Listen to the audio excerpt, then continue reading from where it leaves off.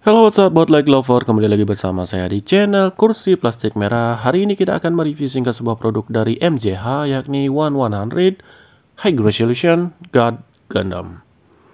Nah, oke, jadi bismillah, tampilan jadinya setelah selesai dirakit sesuai dengan panduan manual booknya. Ya walaupun manual booknya juga rada-rada agak jelimet sih, atau mungkin sayangnya terlalu rundum untuk mengikuti.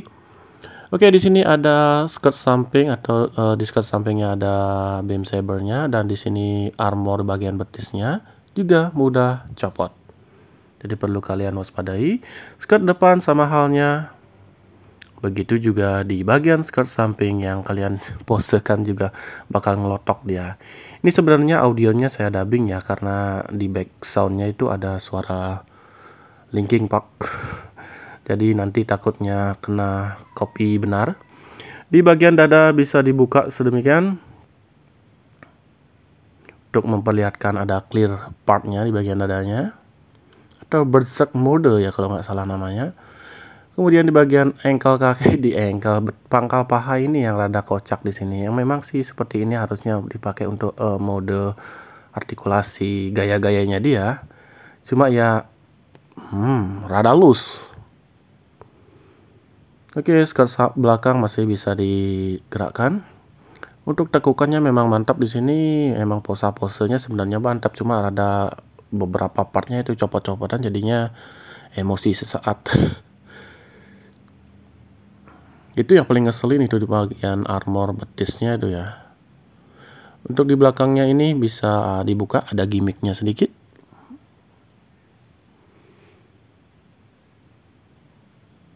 Oke, berlanjut di bagian mana lagi yang mau. Nah, ini di tas bahunya ini harusnya mungkin gimmick atau bagaimana, harusnya bisa dibuka sedikit, cuma ini rada mental ya. Jadi kebuka semua.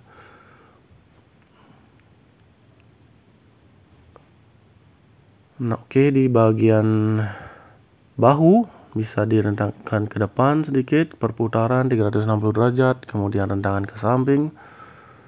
Dinaikkan dikit lagi, bisa direntangkan lagi. Tekukannya juga lumayan oke di sini. Nah, ini part dadanya juga copot-copotan. Ini banyak sekali part-part yang copot-copot untuk MJH nih. Ciri khasnya memang seperti itu. Untuk di bagian join tangan juga bagus banget.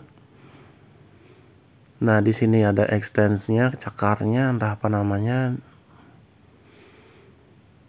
Ada artikulasi juga sedikit di sana, di bagian dua jari depannya. Kemudian cakarnya ini, oke, mudah copot. Nggak terlalu banyak artikulasi sih untuk cakar yang kuning itu. Nah, ini bagian tangannya keren nih, di bagian jempolnya ada artikulasi. Hanya sayang sekali di bagian sisanya itu 4 jari itu mesti gonta-ganti ya. Untuk di bagian kepala mudah copot. Sini ball jointnya ya, berbagai macam halnya copot. Oke, berlanjut di bagian backpacknya sendiri, ini cukup bagus, bisa dijadi pesawat ya. Terus kemudian ini bisa direntangkan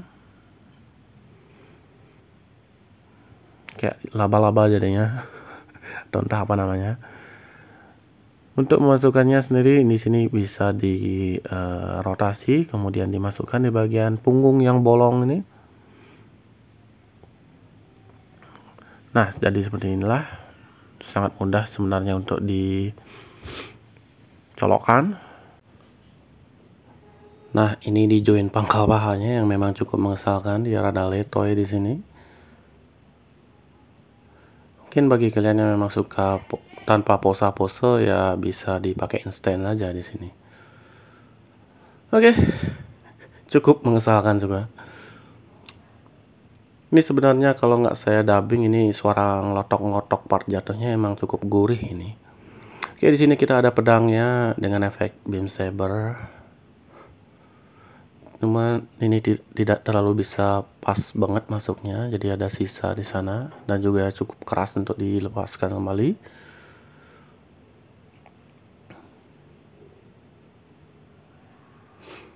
Dan di sini juga ada beberapa varian tangan dan juga ada tangan yang menyala yellow di sana.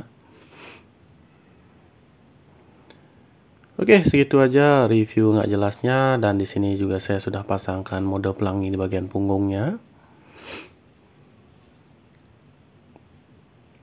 Dan untuk stand base juga rada loose ya di bagian konektor ke stand base-nya itu yang mudah copot.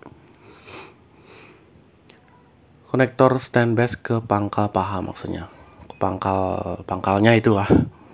Oke, segitu aja review nggak jelas daripada seri High Resolution dari MJH ini. Di sini stiker mata tidak ada dan juga decal juga tidak ada. Jadi stiker matanya itu saya pakai dari copotan Hobby Store kalau nggak salah kemarin ya.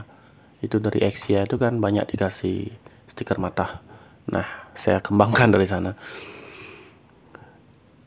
Untuk repaint sih kalau bisa memang bisa aja kalian. Cuma saya tidak begitu suka untuk repaint.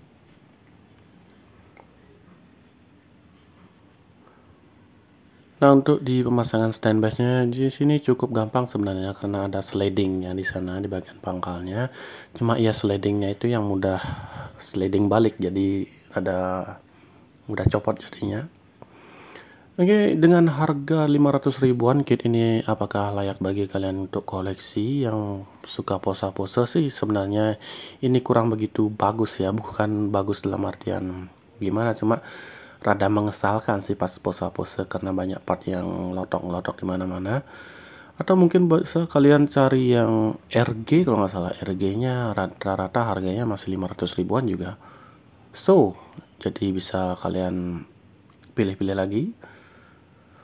Untuk yang mode besar sih emang ini cukup oke sih buat pajangan. Nah, ini saya lihatkan di bagian matanya, stikernya cukup masih bisa digunakan lah daripada nge-repaint, soalnya tangan saya rada getar. Oke, begitu aja reviewnya nggak jelas. See you in the next review and bye-bye.